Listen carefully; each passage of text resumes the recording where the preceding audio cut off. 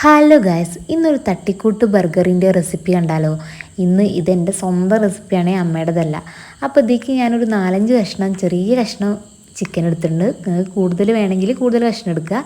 എന്നിട്ട് നമുക്ക് ജസ്റ്റ് ഒന്ന് പൊരിച്ചെടുക്കാൻ വേണ്ടി കുറച്ച് മസാല ഇടുന്നുണ്ട്. ആവശ്യത്തിന് ഉപ്പ്, ചെറിയ അളവിൽ മുളക് പൊടി, കുറച്ച് മഞ്ഞൾപ്പൊടി ഇട്ടിട്ടൊന്ന് പൊരിച്ചെടുക്കുന്നുണ്ട്. ഇത് നന്നായി പൊരിക്കൊന്നും വേണ്ട, ചെറിയ അളവിൽ പൊരിച്ചെടുത്താൽ മതി.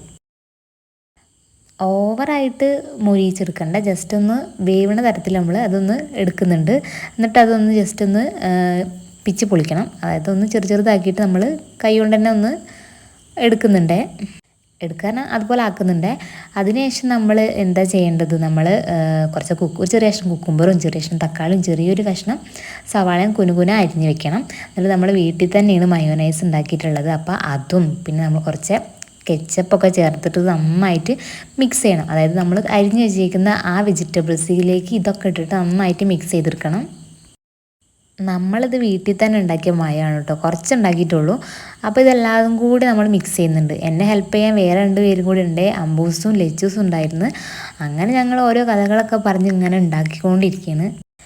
ഇവിടെ വീട്ടിൽ ഇങ്ങനത്തെ സംഭവങ്ങളൊക്കെ ഉണ്ടാക്കുന്നതിന് എന്നെക്കാൾ കൂടുതൽ ഉത്സാഹം അമ്പൂസിനാണ്.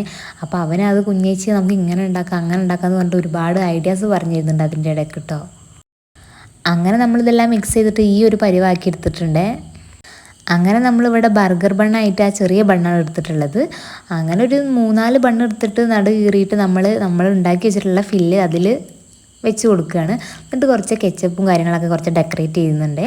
അപ്പോൾ നല്ല ടേസ്റ്റ് ഉണ്ടായിരുന്നു. എല്ലാവർക്കും ഇഷ്ടപ്പെടുന്ന ഒരു ഐറ്റമാണിത്. അപ്പോൾ എല്ലാവരും ഇത് വീട്ടിൽ ട്രൈ ചെയ്യണം. ഇഷ്ടപ്പെട്ടാൽ ലൈക്ക് ചെയ്യാൻ മറക്കരുതേ. അപ്പോൾ എല്ലാവരും എന്നെ സപ്പോർട്ട് ചെയ്യണം. എല്ലാവരും മസ്റ്റായിട്ട് തന്നെ ഇത് വീട്ടിലുണ്ടാക്കി നോക്കണേ.